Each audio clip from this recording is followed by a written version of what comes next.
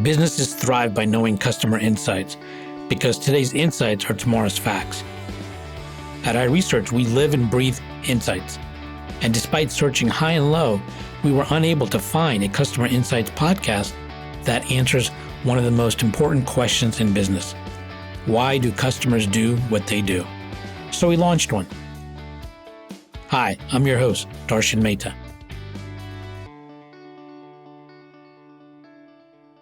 I am really looking forward to today's episode where I'm talking to Ashutosh Mahindru. He is the founder, CEO in Foodtech Ventures, bringing food delivery to the 21st century. He has launched and built the world's only baking on-the-go food delivery platform. That's a mouthful, but I think if you have his pizza, you'll be even much happier. And he's going to tell us all about this. So welcome to the show, and pleasure to have you. Hi, Darshan. Thank you for such a generous introduction. Pleasure to be here. Sounds yum, doesn't it? Makes me want to go and grab a pizza. Well, before we get into that, I want you to tell me about your journey and some of the aha moments that you've experienced and had to get you to where you are today. It is such an interesting topic, aha moments, because each one is enough to change anybody's life. And as a person who takes a lot of pleasure out of being able to come up with innovative solutions, or somebody who places a lot of importance on being different, standing out from the crowd, on doing something which is not ordinary, which is extraordinary in the way that it solves a problem and it adds value to people's lives. I guess even without realizing, one thing I would chase more than anything else would be these aha moments. So I'm glad we are having a conversation consciously about it today, because it's certainly a very enriching, rewarding moment. As far as my journey is concerned, specifically related to the aha moment that led to this venture, I guess destruction is the foundation on which creation is built, and pain and turmoil and struggle with an issue is a very key ingredient with somebody coming up with anything which is worthwhile. So I come from a business family, and I always seen business and aspired to do business. And in business, one of the hardest things to do is to sell yourselves. And I've been in sales all my life, especially in the B2B segment.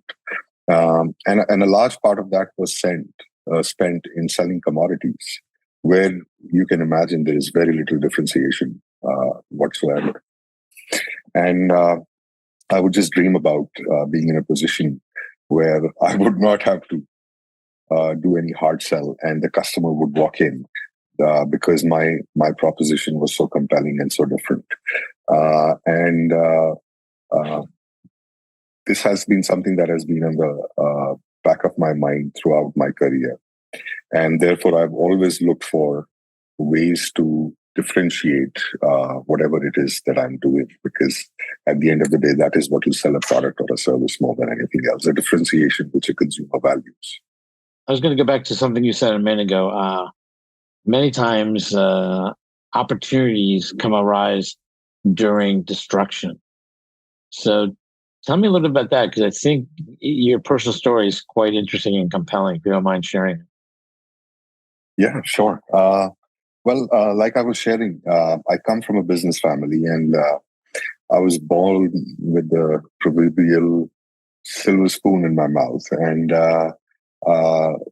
was able to live a very, very good life for a large part of my life until a few mishaps within the business meant that whatever four generations had worked towards creating was destroyed over 4 years.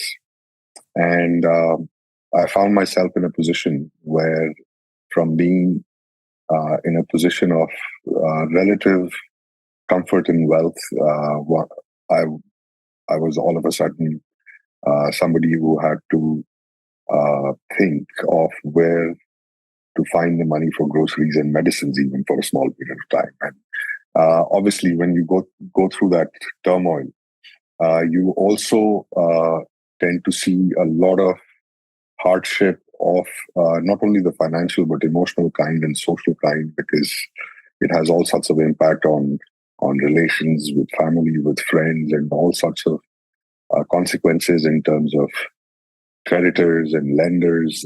Anytime a business goes down, it's not a good thing, especially if it's a business which has been built over many, many generations. So that was a very, very, it was almost like a kick in the stomach kind of an experience. And so there was a need as much as a desire to do something. And for the first time in my life, probably, I worked outside of my family business at the age of 40 and learned what the professional corporate world was like for people on the other side of the table. And while I had a great time, I was working with a friend and we did lots of fun stuff together. I always felt I always felt that the leverage that one could get from doing something for building something of their own was much, much bigger. And I had a desire to get back to where I had come from. And I thought that the path to that destination would be much, much quicker in building something of my own. So I was working on several ideas. But had it not been for this experience, I probably would never have had the motivation to give it the kind of energy that birthing and raising a business requires, that going from 0 to 1 requires. So in hindsight, if this works out, and I hope it will, and I think it will, and I think it will be something which will be something that people will appreciate, then I will have to thank the very thing that I was so upset about to have brought this transformation in my life. To that extent, I don't know whether there is a lot of street cred or currency in spirituality these days, but suffering and pain and destruction, while we tend to think of them as negative developments, I think in a way they help us push forward. That comfort and success and abundance would not. So I want to go back for a second. I want to get into your venture for sure, but I want to touch upon something. You went through a very hard time. Now, having gone through that, and if you were to share 3 components of what you think got you through it, or if you could tell a younger Ashutosh, hey, if you can focus on these 3 things, it will get you through these hard times and to the other side. What would be those 3 things? I guess the biggest thing would be belief and faith that time heals all. An understanding and a wisdom that nothing is the end of the world. Even the end of the world is not the end of the world. It's the beginning of another cycle. And 90% of getting through difficult times is not, of course, you have to do a lot You have to be able to get up. You have to be able to motivate yourself when everything is going against you. You have to face the challenge, and that requires a certain amount of energy. But even if you were to go through it without being at the top of your game, just showing up, being there, facing it, not giving up, literally, that's it, not giving up. No matter how good or bad you're doing, how good or bad the situation is turning out to be, if you are the one who's left standing and not the problem, then you will win and the problem will go away. It is, in my opinion, an eye staring contest. Uh, who blinks first? If you continue to stare at the problem, I think eventually the problems blink and they go away. And my guru taught me that we can solve all of our problems because we are bigger than our problems because we are the ones who created them in the first place. So how can our creation be bigger than us? But to me, it was not three things, it was just one thing. Be there. Don't give up. I think most people, or even me, many times in my life, if I've not overcome a problem, it's because I've given up. And if I had stayed the course, I would have eventually come up. This is not to say that you should not make decisions around changing course or pivoting, etc. But that's to me is a part of the process of not giving up rather than leaving the field. Mm-hmm. So let's move further here now. Foodtech Ventures. Tell me about it, and what are you doing when you say bringing food delivery to the 21st century? What aha moment happened that inspired this, and what exactly are you doing? So, like I said, I was working on various ideas to try and raise funding to be able to start a venture of my own. And I am somebody who loves pizzas, and I would have to put myself through the drudgery of driving to the nearest pizzeria alone if I wanted to have a pizza many a times because I'm the pizza aficionado in the family. And normally, it's only now in India that you see a lot of gourmet pizzerias popping up. But for a very long time, Domino's, Pizza Hut were the places to go to. So one would have to drive in, wait for the pizza to be cooked, sit in the parking, have it before driving back home. If one was to enjoy the pizza in the right fashion, which is what I like to do. And I thought to myself that this is good. There is a lot of bad involved in this good experience. And one second, I'm going to interrupt you there for a second. Tell me first, what is the right way to enjoy a pizza first? Well, the right way to enjoy a pizza is fresh off the oven or in fact, the right way to enjoy any food, which is especially food which is bread-based or baked or fried, is fresh off the oven, fresh off the pan, fresh off the cooker, because food has a very short half-life. Anywhere between 3 to 5, 7 minutes, food loses its soul. Imagine going to your favorite restaurant, ordering your favorite meal, it being served to you hot and fresh, and somebody like me coming and saying, wait for 15 minutes or 20 minutes before you enjoy that meal. And imagine what that does to your experience. That is something that we experience every day in the name of food delivery, even though we pay more for that experience. And of course, there is a value to be able to have it in the comfort of your home, and the food aggregators have brought the whole world of cuisine at your doorstep at a very reasonable delivery fee. What is missing is the fact that most of the food, no matter how expensive a place you order it from, and I'm a foodie and I order, much to the chagrin of my family, I order every night, and every night I would be disappointed, and especially with pizzas.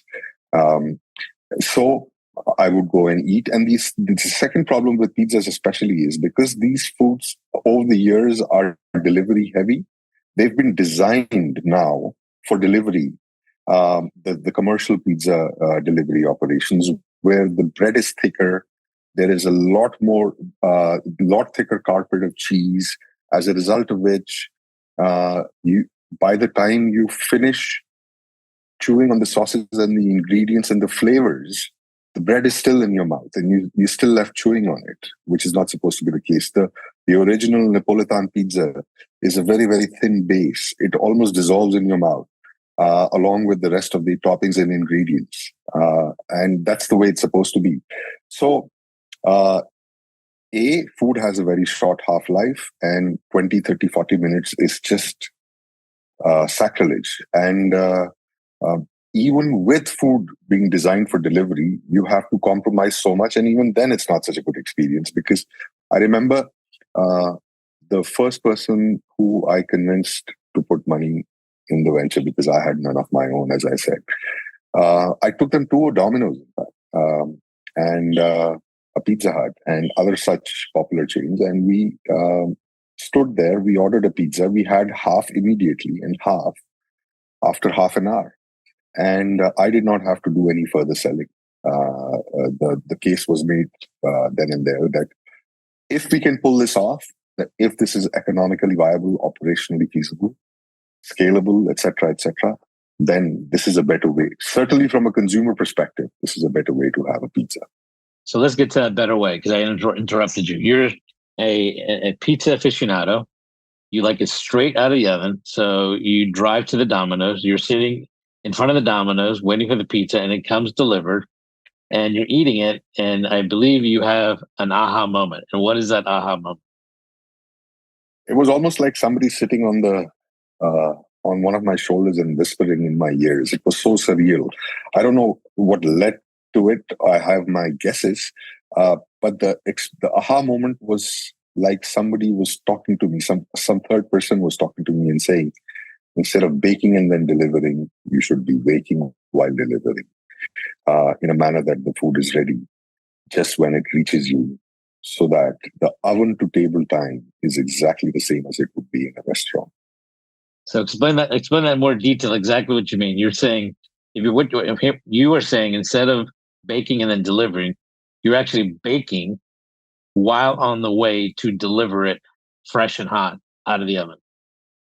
Absolutely. So as far as the consumer is concerned, we are a normal pizza delivery service. Just like you would order on your normal pizzeria, you would order on us. And then we have a way to assign your order to one of our mobile pizzerias, which we may get into more detail about as we go further along. And that pizzeria would start driving towards you and say, so you're 20 minutes away. They will factor in that time. And for example, 12 minutes into the journey, they'll start preparing the pizza. 15 to 16 minutes into the journey, they'll start baking the pizza. 18, 19 minutes into the journey, they'll start packing the pizza. And 20th minute, when they reach you, or 21st minute, give or take a few minutes, they'll be ready with the packed pizza and give it to you fresh and piping hot. And it would not be a pizza which is designed for delivery. It would be a pizza which is authentic the way a pizza is supposed to be, which is actually worse if you were to deliver it than a pizza designed for delivery. Okay, so when you say they, explain in detail what you mean by they and how you're actually doing this. This is, I assume, a truck. Is that correct? Well, it's the size, the footprint of the van that we use, or the mobile pizzerias, as we call them, is very, very small. They're about 13 feet by 6 feet, and the kitchen itself is about 8 feet by 6 feet. So it's like a milk delivery van. And one of the reasons I wanted to keep it very, very compact is because pizza delivery on traditional modes of transport, especially in the developing world, like in India, is done on two-wheelers, which can reach anywhere. So we had to keep the size of the van very, very compact, so that it could reach any nook and cranny, and you would not be compromising what you can do because of the size of the vehicle. So it's a small vehicle. 6 feet by 8 feet is the size of the kitchen. So imagine in a 48 square feet area, we've fit in an entire pizzeria. It almost looks like a very tightly packed, I wouldn't dare use the word space capsule, but in terms of the usage of space, every square inch has been planned because you need raw ingredients. So one of the things that was clear to me was that in order to elevate the experience of the consumer, there was no way that we were going to regress the experience in some other manner. So we were going to start with fresh ingredients and dough and replicate almost to the bone the entire process that would be followed in a gourmet authentic pizzeria by a proper pizzaiolo. So we need fresh ingredients and dough and a place to store them. We need the working surfaces to be able to turn this dough and ingredients into a raw skin topped with the right ingredients. And we need to be able to bake it at 500 degrees centigrade for 90 seconds, which is what a Napolitan pizza is traditionally supposed to follow. And we need to be able to garnish it, cut it, pack it, carry all the ingredients and the packaging. And we need to be able to do all of this while ensuring quality and while doing all of this on the go. I want to make it clear, the picture of this van. You have a van, you have a driver in the van, correct? And then what's in the back of the van? You have this kitchen, you have the oven, you have all these ingredients fresh. But I assume there's a person in the van, correct? Correct. And how is this person standing, walking? I mean, how are they secure in a moving vehicle, making pizza? And Very good question. Very good question. That was one of the first questions that we answered. So you cannot stand, unfortunately, because as you stand in a moving vehicle, that is when you experience. Anybody who's been in a public bus would know that. So you have to be seated, and you cannot be seated on a normal chair. So we use saddle chairs so that while you're seated, you're in a saddle position, so that it almost feels like you are standing while sitting, and you're secured with a seatbelt, a racing car genre seatbelt. And of course, our chefs wear helmets and elbow guards and leg guards and a chest guard and a back guard. And the reason for that is because I never would have wanted anybody to hurt themselves while we were doing this. And this is also the reason why we use electric ovens rather than anything which is wood-fired or gas-fired. Right.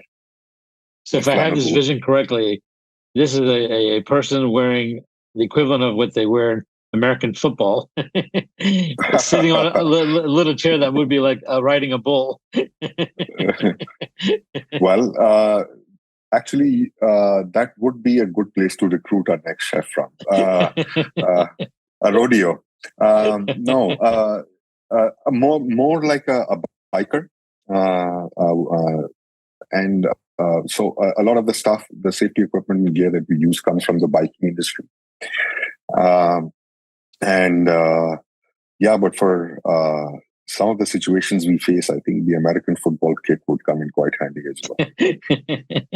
So tell me, you've not only gotten into the pizza making business, you're also into the manufacturing of a vehicle to enable and create this. So you actually have gone into a couple of different businesses at the same time, all in the pursuit of delivering a fresh, hot pizza out of the oven to your doorstep.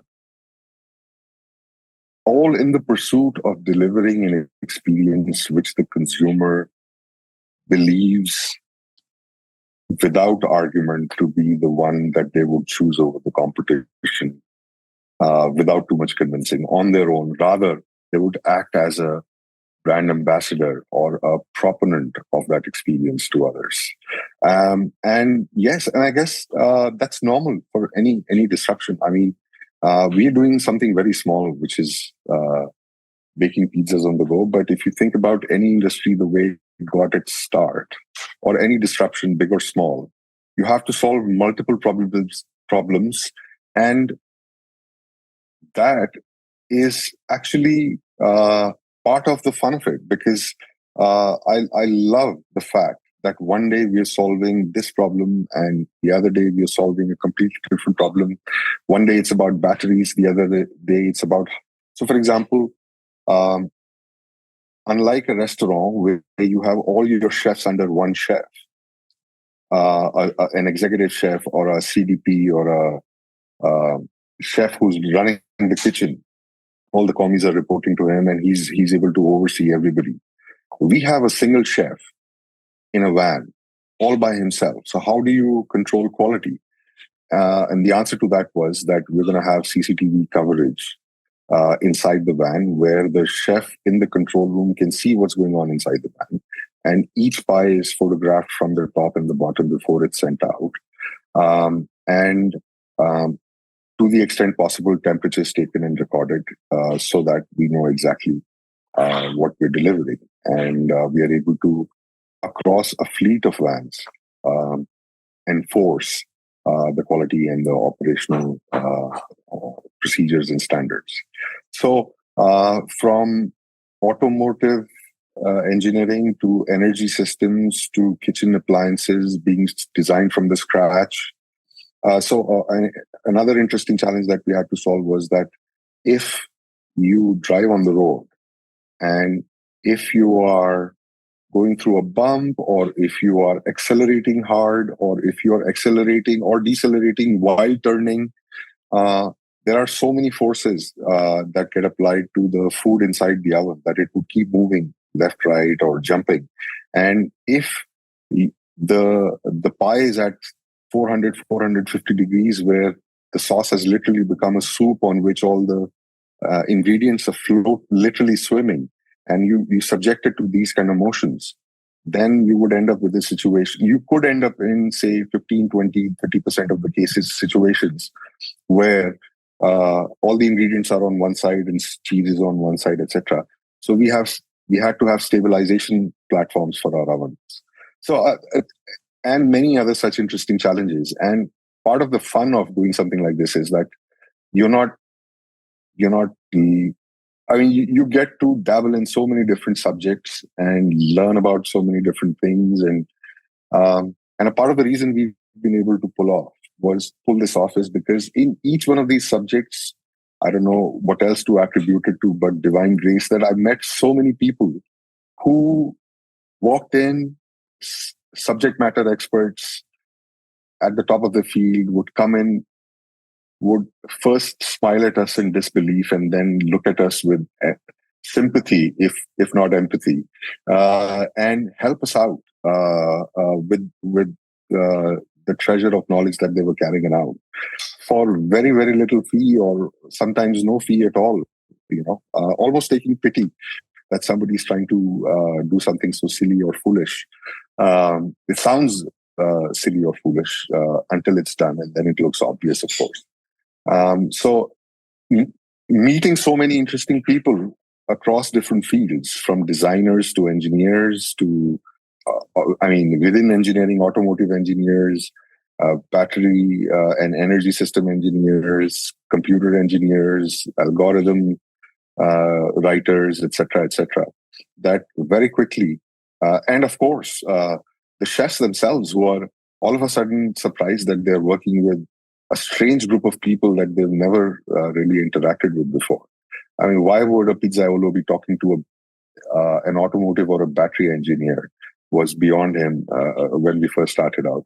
But they all ended up having so much fun, and me included, that I would do it just for the challenge of being able to solve so many different problems. So let's go back to the experience you're trying to deliver. So what's happened? You got these vans making pizzas in the back with the driver in the front, with a helmet, pads, and a gyro underneath your ovens. Not a gyro yet, but I mean, a gyroscope. Yes. So, how's the experience been for your customers? What do you get? What's the feedback? The feedback is very, very good when we get it right. In the sense, so there were two problems to solve. One was the food itself. It had to be good even if it was baked stationary. And to ensure that we baked 18,000 pizzas before we launched, because I was so nervous of not getting it right, because I couldn't cook to save my life and I hadn't baked a pizza in my life till we thought of doing this. So I had to be extra sure. And then the problem of doing this on the go, and then the problem of getting the delivery time right. So the three different sets of problems. And the first one we solved by the sheer volume of pizzas we cooked. The second one we were able to solve with the help of so many great people who came along and helped us. And the third one, again, we did 1,000 free deliveries to test ourselves and our ability to do it. And we launched, and this was the first time I was doing a D2C brand. And I didn't know how to generate demand or where it's going to come from. And by sheer luck, somebody tried our pizza and decided to write a review on social media. And it just went viral from there. And we kept on getting good reviews after good reviews. There were bad reviews in there as well, because, you might feel that it's only pizzas that you're delivering. But if you happen to do a good job and somebody has recommended you to somebody and they happen to be a diabetes patient, then they've just taken an insulin injection in time for your pizza delivery. And if you don't get it within that delivery window, then that person is probably going to have to take another injection or make alternate arrangements or sleep without eating.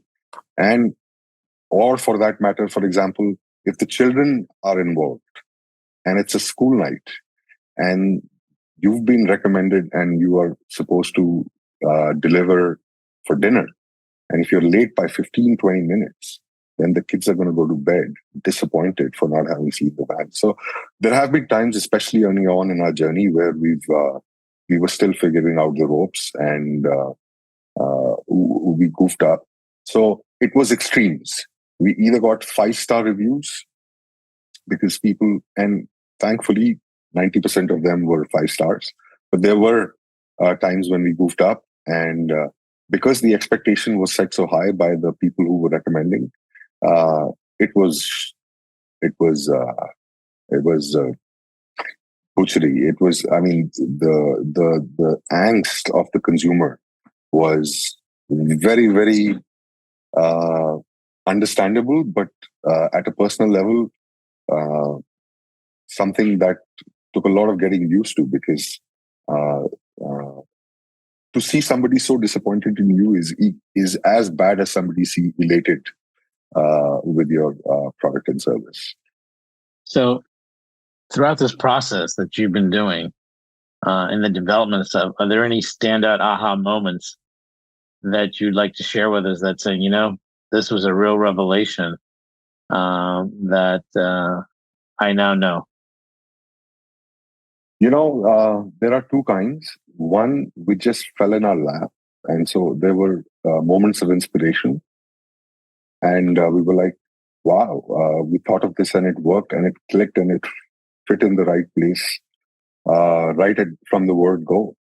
And there were other aha moments where it wasn't that obvious and it was hard graft and lots of hidden trials and working through the problem. And trying many things and coming across the solution. So, for example, energy systems. India is not a producer of batteries for many applications, and we fit in almost a small house worth of energy stored in our batteries in our pizza vans, and we had a huge amount of problem with getting them manufactured here in India, to the extent that we spent a lot of money and got those, and it didn't work. And for a moment, the existence of the entire venture came under question. But having faced what I had in my life, I wasn't as phased. Having faced, I wasn't phased. And it meant spending 4 or 5 nights in a row for several months at the office, not going back home, working through the problem, doing a mini PhD in energy systems myself, and figuring out how to fix the problem. So this was the hard graft kind of aha moment, where it wasn't one aha, but you worked and you worked and you worked till you got it right. And then there were other times when uh, we thought we'll do this, and it happened like a flip of a switch, and it worked. For example, the packaging that we use is very environmentally friendly, and it is very unconventional for a pizza business. We use terracotta plates primarily because they absorb moisture and don't let the pizza get soggy. And you can heat the terracotta inside the ovens to keep the pizza warm, even for the 3 to 5 minutes that it takes for it to get delivered. And we were able to get it right in the first time. And not only did it serve a functional purpose, it turned out later on that people really loved the packaging, and many a times were ordered because of the packaging. So both kind of aha moments. So what stage are you at now? You started this, when did you start this? So we launched in May of 21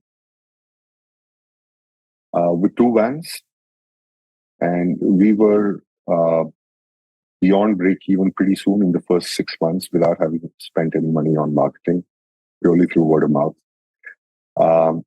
Then we ran into the problem of being very well funded, in the sense we got a lot of money, more than what we knew what to do with, and we got in a rush to take over the world and expanded quite quickly in terms of building capacity. Faced a lot of challenges with the new capacity that we had commissioned, because all of this was being done for the first time. And by the time we solved the problems of the capacity, we realized that we'd hit a funding winter. And we are now having to again face the challenge of having to promote our product and service in a very crowded, in a very competitive market without any marketing dollars. So that's also an interesting challenge. Now I'm doing a sort of a mini PhD on marketing and digital marketing, and how to spread the word without spending a lot of dollars, which is a great learning experience once again. But that's where we are at. So we went from 2 to 14 vans, and we were break even at 2. We are now trying to achieve break even and profitability at 14. Interesting. So what do you see next in terms of for your food delivery, and maybe even for pizza? What do you envision happening as you move forward? I think the man in a van is a good concept. It works, but for the model to really scale, I am of the opinion that we're going to have to do this robotically without a man in the van. It cuts down the cost of the capital invest. It cuts down the capital investment drastically, and it cuts down the operational cost drastically, and it allows us to offer the product at a price point where it can replace or it can compete with mass offerings, so that this, what should be a standard experience for pizza, is available not only to customers who are willing to pay a little bit extra, but also customers who want an economical price experience and delivery. Although for us, the premium end of the market is very large in itself. Surprisingly, in the kind of cities that we want to operate in, which is the metros all around the world, it's 35 to 40% of the market. But I feel that this is something that should be available to everybody, and I think robotics and mechanization is going to help us get there. It's going to help us scale faster. It's going to help us compete at a lower price point, and it's going to help us deliver consistency. And with the help of technologies like ML and AI, with every delivery, the machine gets smarter and better at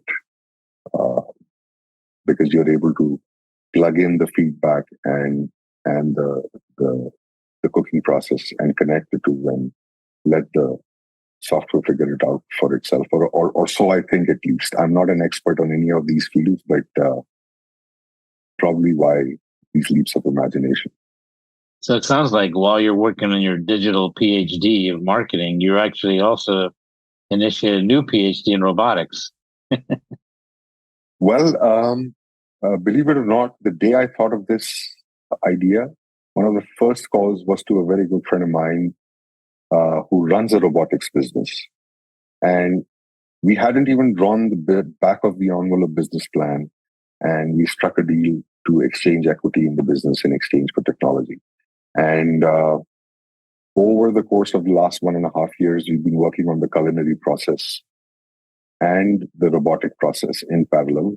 It seemed like a daunting task, but I think we figured out a way to do what many teams across the world have been trying to do, which is to come up with a robotic pizzeria, but to do it in a manner where we don't compromise on the spread of pizzas that we offer or the quality of pizzas that we offer, while dealing with the complexity of putting together probably in a pizza menu, something like 25, 30 different ingredients on 14 different varieties of pizzas, and doing it in a manner that betters what a human can do, or at least matches what a master pizza can do.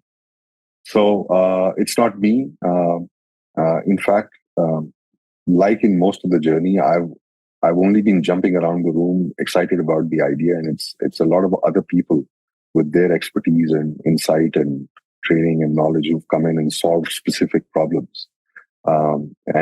This robotics team has been working at it for a very long time now. I think they're close to delivering the breakthrough. So, if you could have a meal with anyone in the food delivery or pizza world, who would it be and why? I think that's a very good question. I think I would have a meal with Elon Musk. And the reason I say that is because he's or Larry Page or Sergey Brin or Jeff Bezos or thinkers and innovators of that stature, simply because I don't think I would ever be able to have a meal with people like these under any other pretext. And to be able to sit on the same table and understand what drives these geniuses to build the kind of products that the whole world depends on. I mean, imagine a world where WhatsApp or Google shuts down for a day. What a state of panic that would create. It would be as big an event as any other catastrophe that we can think of. So one would like to ask the same questions that you're asking me to these people. So what's behind all of this? Where did it come from? How did you manage to do this within one lifetime? What takes usually or used to take generations? And understand some of their thinking. Well, I want to thank you for the episode today and the conversation. I really enjoyed it. I think this is an amazing idea and revelation that you've had. And I can't wait to have hot pizza delivered out of a truck in my area. And I look forward to trying the pizza as well. So again, thank you very much for joining me. And I look forward to hearing updates from you and seeing where you are with this venture. I think it's very exciting and interesting. And thank you again. Thanks a lot. And I think what you're doing is also very interesting and exciting, and would love to hear your thoughts on Aha Moment. Although I've started going through the book, but it'd be great to understand your understanding on how to manifest these aha moments more often. Well, I think we can do that over a pizza from your truck. Deal. Look forward to doing it. All right. Getting to AHA was brought to you by iResearch. To find out more about us, head to iResearch.com and make sure to search for Getting to AHA in Apple Podcasts, Spotify, and anywhere else podcasts are found. And don't forget to click follow to ensure you don't miss any future episodes. Thank you for listening.